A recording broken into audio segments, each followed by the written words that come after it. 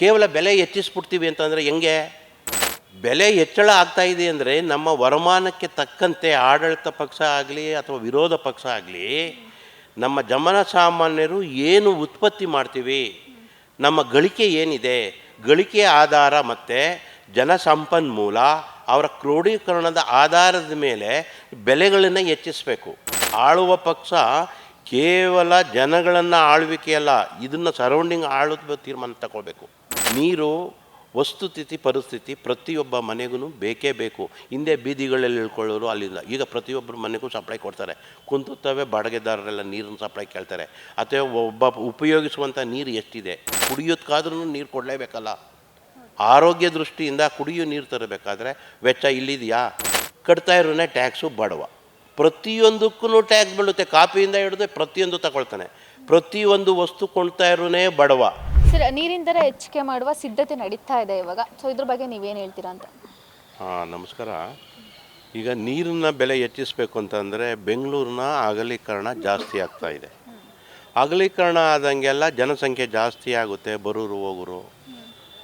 ಏನಕ್ಕೆ ಜಾಸ್ತಿ ಮಾಡ್ತಾ ಇದ್ದಾರೆ ಅನ್ನೋದನ್ನು ಒಂದು ತನಿಖೆ ಮೂಲಕ ಜನಸಾಮಾನ್ಯರಲ್ಲಿ ತಿಳುವಳಿಕೆ ನೀಡಿ ನಾವು ಇಂಥ ಖರ್ಚುಗಳನ್ನು ಇಟ್ಟಿರ್ತೀವಿ ಅಂದ್ಬಿಟ್ಟು ನೆಕ್ಸ್ಟ್ ಬಜೆಟ್ನಲ್ಲಿ ಇದು ಮಾಡಿ ಕೊಡಬೇಕು. ಜನಸಾಮಾನ್ಯರಿಗೆ ಒದಗಿಸ್ಕೊಡ್ಬೇಕು ನೀರು.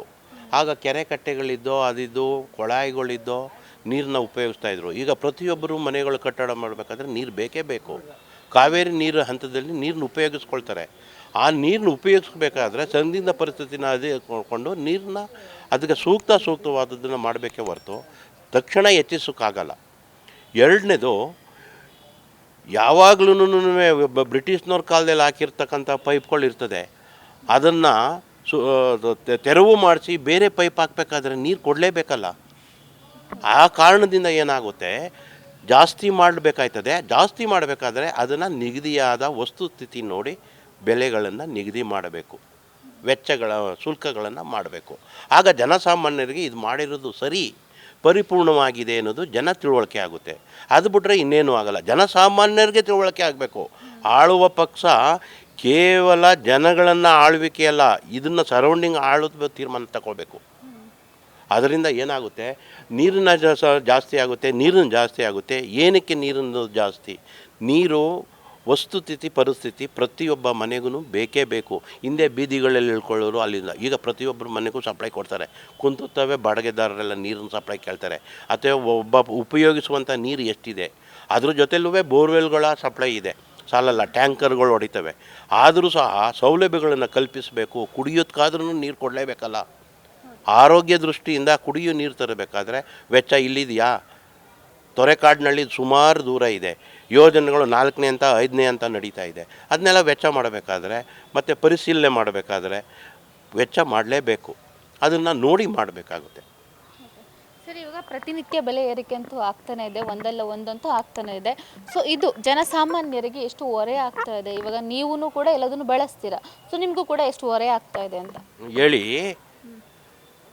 ಬೆಲೆ ಹೆಚ್ಚಳ ಆಗ್ತಾ ಇದೆ ಅಂದರೆ ನಮ್ಮ ವರಮಾನಕ್ಕೆ ತಕ್ಕಂತೆ ಆಡಳಿತ ಪಕ್ಷ ಆಗಲಿ ಅಥವಾ ವಿರೋಧ ಪಕ್ಷ ಆಗಲಿ ನಮ್ಮ ಜನಸಾಮಾನ್ಯರು ಏನು ಉತ್ಪತ್ತಿ ಮಾಡ್ತೀವಿ, ನಮ್ಮ ಗಳಿಕೆ ಏನಿದೆ, ಗಳಿಕೆಯ ಆಧಾರ ಮತ್ತು ಜನಸಂಪನ್ಮೂಲ ಅವರ ಕ್ರೋಢೀಕರಣದ ಆಧಾರದ ಮೇಲೆ ಬೆಲೆಗಳನ್ನು ಹೆಚ್ಚಿಸಬೇಕು. ಕೇವಲ ಬೆಲೆ ಹೆಚ್ಚಿಸ್ಬಿಡ್ತೀವಿ ಅಂತಂದರೆ ಹೆಂಗೆ? ಉತ್ಪನ್ನಗಳ ಮಾರಾಟ ಮತ್ತು ಉತ್ಪನ್ನದಿಂದ ಆಗುವಂಥ ಸನ್ನಿವೇಶ ಏನೇನು ಜಾಸ್ತಿ ಆಗುತ್ತೋ ಕೊಡಲೇಬೇಕು. ಈಗ ಇದನ್ನು ಹೆಚ್ಚಿಸಲಿಲ್ಲ ಅಂದರೆ ಸಂಬಳ ಎಲ್ಲಿ ಕೊಡೋಕ್ಕಾಯ್ತದೆ? ಸರ್ಕಾರಿ ನೌಕರರಿಗೆ ಸಂಬಳ ಎಲ್ಲಿ ಕೊಡೋಕ್ಕಾಗುತ್ತೆ? ಖರ್ಚು ವೆಚ್ಚಗಳನ್ನು ಭರಿಸಬೇಕಾದ್ರೆ ಎಲ್ಲಿಂದ ಬರುತ್ತೆ? ರೂಪಾಯಿಯ ಮೌಲ್ಯ ಕಡಿಮೆ ಆದಂಗೆಲ್ಲ ವೆಚ್ಚ ಜಾಸ್ತಿ ಹೋಗ್ತಾ ಇರ್ತದೆ. ನೀವು ಅದನ್ನು ಕಡಿಮೆ ಮಾಡಿ. ನೀವು ಅದನ್ನು ಕಡಿಮೆ ಮಾಡ್ಕೋಬೇಕಾದ್ರೆ ಅಲ್ಲೇ ಕಟ್ಟಾಗುತ್ತೆ. ನೀವು ರೂಪಾಯಿನ ಅಗತ್ಯವಾದ ವಸ್ತುಗಳನ್ನು ಬೆಲೆ ಏರಿಕೆ ಪ್ರತಿಯೊಂದಕ್ಕೂ ರೈತನಿಂದ ಹಿಡಿದು ವರ್ತಕರಿಂದ ಹಿಡಿದು ಮ್ಯಾನುಫ್ಯಾಕ್ಚರ್ಡ್ವರೆಗೂ ಅದನ್ನು ನೀವು ಕಟ್ಟುನಿಟ್ಟಾಗಿ ತರಬೇಕು. ಆಗ ತಂದಾಗ ಬೆಲೆಗಳ ನಿಗದಿಯಾಗೇ ಇರುತ್ತೆ. ಅದನ್ನು ಬಿಟ್ಬಿಟ್ಟು ಅದನ್ನು ಬೆಲೆ ಹೆಚ್ಚಳ ಅಂತ ಅಂದರೆ ಉತ್ಪನ್ನಗಳನ್ನು ಕಡಿಮೆ ಮಾಡಿಕೊಂಡಾಗ ಅದು ಹೆಚ್ಚಿಸಲೇಬೇಕು. ಇವಾಗ ಬೆಲೆ ಉತ್ಪನ್ನ ಅಂತ ಅಂದರೆ ಮಾರಾಟಗಾರರೇ ಆಗಲಿ ಸರ್ಕಾರನೇ ಆಗಲಿ ಒಂದು ಉತ್ಪತ್ತಿನ ನಾವು ಸೌಲಭ್ಯಗಳನ್ನು ಕೊಡಬೇಕಾದ್ರೆ ಮಾರಾಟ ಮಧ್ಯದಲ್ಲಿ ಯಾರ್ದು? ಜನಸಾಮಾನ್ಯ ರೈತರು ಮತ್ತು ವರ್ತಕರ ಮಧ್ಯೆ ಇರ್ತಕ್ಕಂಥ ಒಪ್ಪಂದನೇ ಹೊರತು ಇದು ಸರ್ಕಾರದಕ್ಕೆ ಬರೋಲ್ಲ. ಇದನ್ನು ತಡೆ ಹಿಡಿಬೇಕು. ಈ ಮೌಲ್ಯಾಧಾರಿತವಾದ ವಸ್ತುಗಳ ನಿಗದಿ ಬೆಲೆಯನ್ನು ತಡೆ ಹಿಡಿದಾಗ ಒಂದು ನಿಗದಿ ಬರುತ್ತೆ, ಜನಸಾಮಾನ್ಯರಿಗೆ ಒಳ್ಳೆಯದಾಗುತ್ತೆ. ಇವಾಗ ತೆಂಗಿನಕಾಯಿ ಎಲ್ಲ ಬೆಳೀತಾ ಇರ್ತಾರೆ, ಎಲ್ಲ ವಸ್ತುಗಳು ಕಾಫಿ ಟೀ ಎಲ್ಲ ಜಾಸ್ತಿ ಆಗುತ್ತೆ, ಅದಕ್ಕೂ ಟ್ಯಾಕ್ಸ್ ಬೀಳುತ್ತೆ. ನೀವು ₹1 ತಗೋಗಿ ಬಡವ ದಿನನಿತ್ಯದಲ್ಲಿ ಒಬ್ಬ ಬಡವ ಪ್ರತಿದಿನ ಅತಿ ಬಡವ ಕಟ್ತಾ ಇರೋನೇ ಟ್ಯಾಕ್ಸು ಬಡವ. ಪ್ರತಿಯೊಂದಕ್ಕೂ ಟ್ಯಾಕ್ಸ್ ಬೀಳುತ್ತೆ, ಕಾಫಿಯಿಂದ ಹಿಡಿದು ಪ್ರತಿಯೊಂದು ತಗೊಳ್ತಾನೆ. ಪ್ರತಿಯೊಂದು ವಸ್ತು ಕೊಳ್ತಾ ಇರೋನೇ ಬಡವ.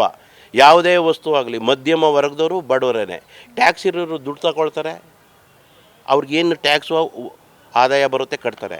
ಆದರೆ ಕಡು ಬಡವ ಸಾಮಾನ್ಯರು ಪ್ರತಿನಿತ್ಯ ಕೊಂಡಬೇಕು. ಒಂದು ದಿನಕ್ಕೆ ಉತ್ಪತ್ತಿ ಉಪಯೋಗಕ್ಕೆ ಬರ್ತಕ್ಕಂಥ ವಸ್ತುಗಳು ಹೋಗ್ತದೆ, ಟ್ಯಾಕ್ಸ್ ಕಟ್ತಾರೆ. ಯಾರು ತಗೊಳ್ಳೋರು? ಒಂದು ದಿನಕ್ಕೆ ಉತ್ಪತ್ತಿ ಬರೋದು ಬಡವ. ಆ ಬಡವನ ಮೇಲೇ ಜಾಸ್ತಿ ಬೀಳುತ್ತೆ. ಸರ್ಕಾರದಿಂದ ಜನತೆಯಿಂದಲೇ ನಾವು ಕೊಂಡ್ಕೊಂಡು ಮಾಡ್ದಂಗೆ ಉಪಯೋಗ ಬರೋಲ್ಲ. ಇದನ್ನು ತಾಳ್ಮೆಯಿಂದ ಸಹಕರಿಸಿ ಜನಸಾಮಾನ್ಯರು ಯಾರು ಬಡವರು, ಬಡವ ಅಂತಂದರೆ ಯಾರು? ಬಡವ ಅನ್ನೋನು ಕೇವಲ ವಿದ್ಯಾಭ್ಯಾಸ ಇಲ್ಲದೇ ನಿರಾಸಕ್ತಿಯಿಂದ ಇರ್ತಕ್ಕಂಥ ವ್ಯಕ್ತಿ. ಬಡವ ಅಂದರೆ ಯಾರು?